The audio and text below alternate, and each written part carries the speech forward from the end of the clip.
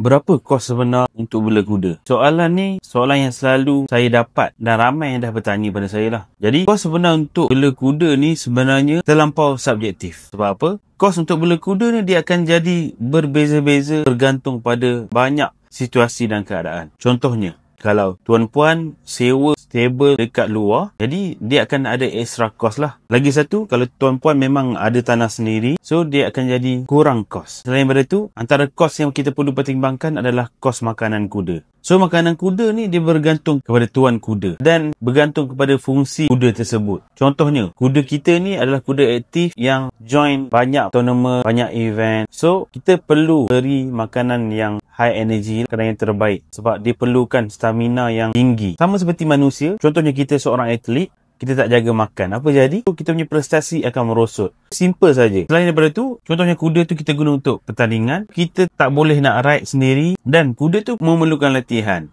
Jadi kita terpaksa cari orang yang boleh ride kuda kita ataupun train kuda kita. So dia dah termasuk kepada extra cost. Kalau tanya saya berapa kos sebenar, so saya tak boleh nak jawab, bergantung kepada owner kuda itu sendiri. Tapi apa yang saya pegang, janganlah sampai kita berjimat terutamanya tentang keselesaan kuda, tentang makanan kuda, sehinggakan kuda tu terseksa, sehingga kuda tu berada dalam keadaan yang kurang baik. Sebab kuda ni adalah haiwan yang majestic, haiwan yang special ni Allah cipta untuk kita. So, cuba beri yang terbaik kepada kuda kita. Cuba adjust mana yang boleh. Jangan kita ada sekedekut dengan kuda. Kerana apa saja makanan yang kita bagi pada kuda kita, apa saja yang kita spend untuk kuda kita, ia dianggap sedekah. InsyaAllah apa yang kita keluarkan, Allah akan ganti dengan balasan yang baik. So, jangan lupa follow saya untuk lebih banyak ilmu tentang kuda. InsyaAllah saya akan konsisten untuk kongsikan ilmu tentang kuda.